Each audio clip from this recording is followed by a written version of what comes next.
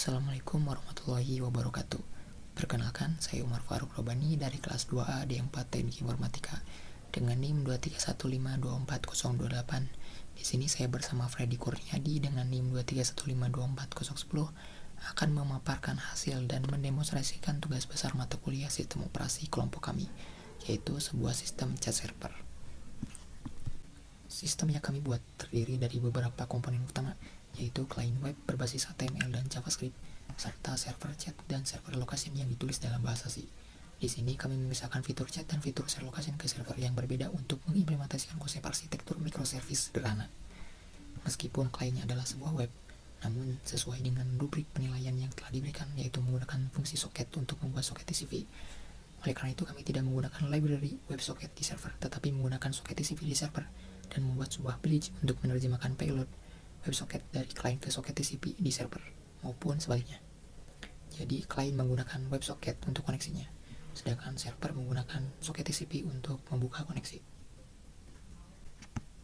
Sekarang, saya akan mendemonstrasikan sekaligus menjelaskan kode dalam sistem ini. Ini adalah tampilan klien pada web browser. Klien ini dibuat menggunakan HTML, CSS, dan JavaScript, serta menggunakan API OpenStreetMap untuk menampilkan peta dan WebSocket untuk komunikasi ke server.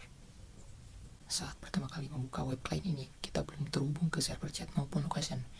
Untuk terkoneksi dengan server, pertama-tama kita masukkan username-nya terlebih dahulu. Jika username terisi, maka tombol connect akan aktif. Kita akan connect. Izinkan lokasi. Klien akan mencoba mengkoneksikan kedua soket, yaitu chat dan location. Kali ini saya akan fokus untuk membedah proses dan kode pada fitur chat terlebih dahulu. Saat pertama kali server chat dijalankan, di sini ada prosedur initialize file, yaitu untuk membuat file JSON jika belum ada dan mengisinya dengan array kosong. Jika file sudah ada, maka isinya akan ditimpa dengan array kosong untuk menghapus data sebelumnya. Nah, file JSON ini digunakan untuk menyimpan data user yang terkoneksi beserta pesan yang dikirimnya. Data ini disimpan untuk sebagai history dan broadcast. Nah, sedikit cerita mengenai kendala kami saat mengembangkan program ini. Jadi pesan yang dikirim oleh klien bisa diterima oleh server, namun server tidak bisa mengirimkan pesan tersebut ke semua klien yang terhubung. Jadi misal ada dua klien pertama yang terhubung tidak bisa mengirim pesan ke klien kedua, tapi klien kedua itu bisa mengirim pesan ke klien pertama. Nah, hal ini karena saat membuat proses untuk klien baru dengan fork, proses klien pertama ini tidak mengenali klien kedua, sedangkan proses klien kedua mengenali klien pertama karena menduplikasi data dari proses klien pertama.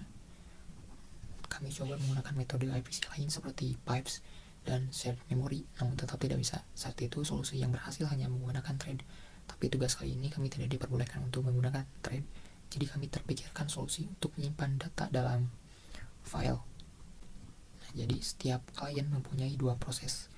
Proses pertama untuk mengambil pesan baru dan mengirimkannya ke klien, sedangkan proses kedua untuk menerima pesan baru dari klien dan menyimpannya ke dalam file. Tapi solusi ini ada kekurangannya, yaitu membuat kinerja server menjadi lebih berat karena satu klien harus dihandle oleh dua proses.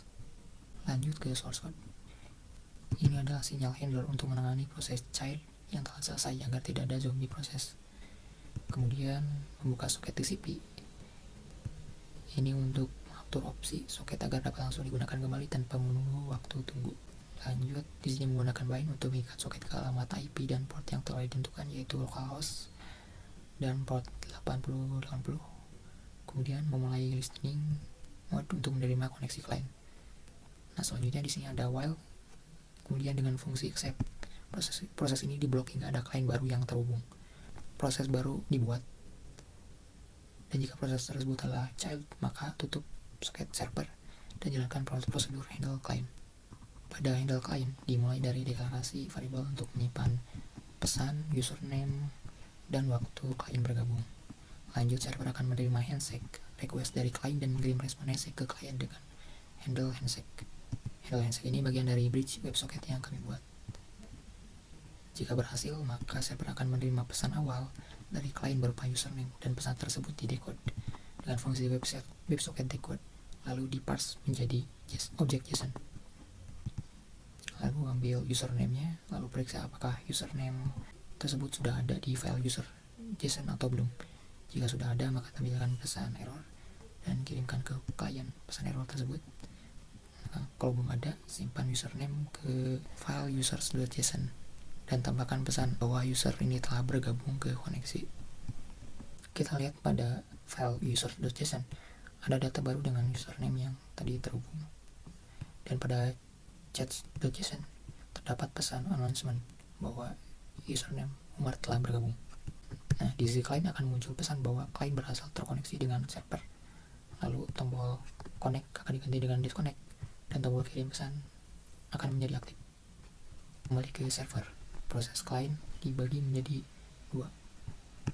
Proses child bertugas untuk menerima pesan baru yang dikirimkan oleh klien dan menyimpannya ke file chats.json, sedangkan proses parent bertugas untuk memeriksa apakah ada perubahan pada file chats.json atau tidak. Jika ada, maka pesan yang baru dan bukan pesan dari klien itu sendiri akan dikirimkan ke klien. Untuk melihat prosesnya, saya akan mencoba mengirimkan pesan oleh beberapa klien.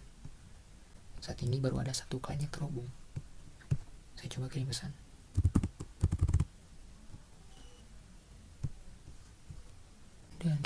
Dan kita lihat pada file chat.json di sini bertambah satu data pesan yang baru. Lalu saya akan mencoba buat klien baru.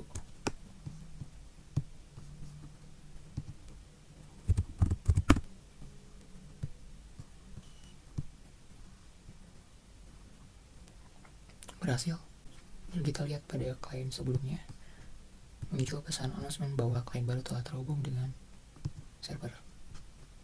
Dan klien kedua ini tidak menampilkan pesan yang dikirim sebelum klien kedua ini terhubung. Jadi pesan pertama tadi tidak muncul di klien kedua. Coba kirim pesan lagi.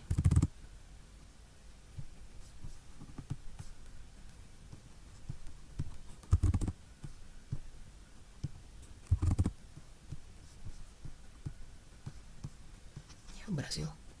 Nah, baik. Jadi proses untuk fitur chat sudah dijelaskan. Selanjutnya proses fitur location akan dijelaskan oleh Freddy. Baik, sekali ini saya akan menjelaskan fitur location dari sisi klien dan server.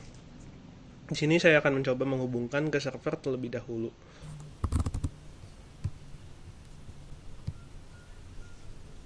Setelah klien berhasil terkoneksi ke soket location, maka browser akan melacak posisi device kita. Kemudian akan mengupdate marker di peta dan mengirim posisi ke server.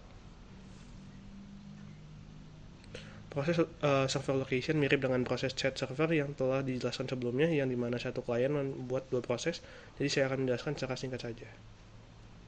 Setelah proses handshake selesai, lalu server akan menerima data posisi klien dan menyimpan ke file location JSON dengan prosedur save location. Selanjutnya proses dibagi menjadi dua. Proses health akan menerima proses baru dan menyimpan ke file location JSON. Jika ada perubahan, maka data posisi yang berubah akan dikirim ke klien. Kembali ke klien, setelah mengupdate location, browser akan memantau perubahan posisi klien. Jika ada perubahan, maka posisi baru akan dikirim ke server.